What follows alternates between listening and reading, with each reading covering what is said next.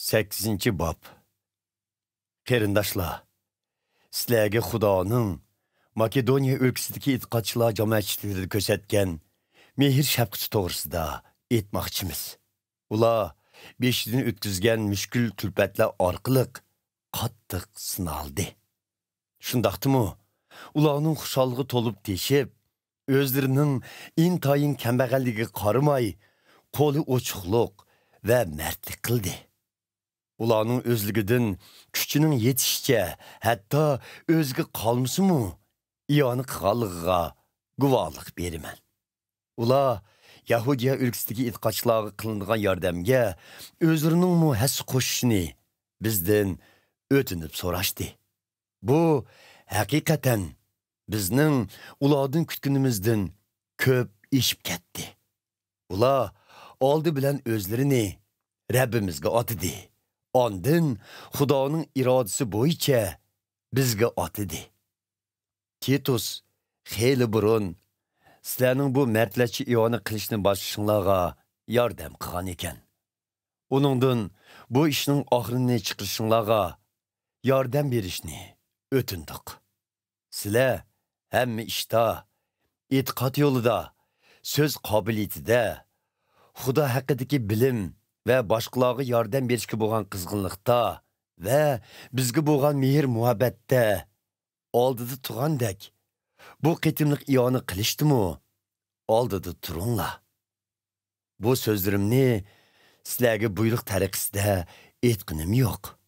Men mehr muhabbatinglarning samimiyligini Makedoniyadagi jamoatchiliklarning iyoni to'plash jarayonida ko'rsatgan mehr muhabbati bilan selishtirish orqali sinab ko'rmoqchiman. Rabbimiz Iso Masihning naqadar mehr shafqatli ekanligini bilasizlar. Garchi u boy bo'lsa-mu, sizlar uchun nomrod bo'ldi. Maqsad o'zi nomrod bo'lish orqali sizlarni ruhiy jihatdan boy qilish edi. Men sizlarga foydali bo'lgan bir taklifni beray. Sizlar o'tgan yili faqat iyoni berishni o'tirib qo'yib qolmay, balki uni ixtiyor bilan amalga oshirishdimi, hammaning oldida bo'ldinglar. Endi bu xizmatning oyig'ini chiqaringlar. Sizlar bu ishni dastlabda planlagan vaqtinglardagidek qizg'inlik bilan tamomlanglar. Hamda o'zinglarning iqtisodiy yor bergan sharoit ostida yordam qo'linglarni suninglar. Bir kishi rozimanlik bilan chomisning yetishishi bersa, bu ish Xudoni xursand qiladi. Xudo hargizmi bir kimdan o'zi yo'qini berishni talab qilmaydi. Boshqalarning yukini yengillatish uchun o'zinglarni qiynanglar deganim yo'q. Aksicha, ikkili tarafda barobarlik bo'lsin deyman.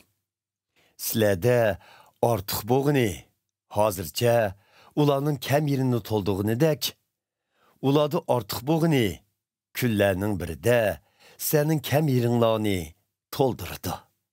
Bana shundaq bo'lganda barobarlik bo'lgan bo'ladi. Xuddi muqaddas yozimlarda yozilganidek, ko'prak yig'ib olganlarning eshib qolmadi, oz yig'ib olganlarning kemib qolmadi. Mening sizlarga bo'lgan qizg'inligimdek qizg'inlikni Titusning qalbiga solgan Xudoga shukrlar bo'lg'ay. Titusning yininglarga bormoqchi bo'lg'ini faqat bizning talpimiz bilanla emas, balki uning o'z ixtiyori va sizlarga bo'lgan qizg'inligi bilan bo'ldi. Biz bir qarindishimizni uningga qo'shib qo'ymoqchimiz. U qarindishimiz xushxabarni yetkazish yo'lida bütün e'tiqodchilar jamoatchiliklarining maqtishiga sazovor bo'lgan. Ya'ni kelib, u toplangan iyonlarni Yerusalimga oprish safarida biz bilan hamsafar bo'lish uchun e'tiqodchilar jamoatchiliklari tarafidan tayinlangan edi. Bizning maqsadimiz iyoni to'plash orqali Rabbimizni ulug'lash va yordamga tayyor ekanligimizni ko'rsatishdir. boshqalarning qusur tepishining oldini olish uchun mardlarcha berilgan bu iyonlarni boshqarishda ehtiyot qilib, u qarindishimizni birga elib berishni loyiq topdik. Yomon atoqqa qolmaslik uchun faqat Rabbimizning nazarida emas, insonlarning nazaridami to'g'ri deb qaralgan ishlarni qilishga diqqat qilib kelyapmiz. Biz ko'p qitim va ko'p ishlarni sinash orqali boshqalarga yordam berishda qizg'in deb qaragan yana bir qarindishimizni ular bilan birga avatmoqchimiz. U sizlarning bu iona ishini bir boshqa elib chiqalaydiganlarga ishondi. Bu ishonch uning sizlarga yordam berishdagi qizg'inligini hassilab oshirdi. Titusga kelsak, u mening hamroyim va oranglarda qilayotgan ishlarimda xizmatdishimdir. Boshqa ikki qarindishimiz bo'lsa, jamoatchiliklarning vakillari bo'lib, ular Ayso Masihga shon sharaf keltirguchilardir. Shunga sizlar har qaysi jamoatchiliklar oldida ularga muhabbatinglarni ko'rstinglar. Shuning bilan jamoatchiliklar bizning sizlardan maqtanishimizning o'rinliq ekanligini bilsin.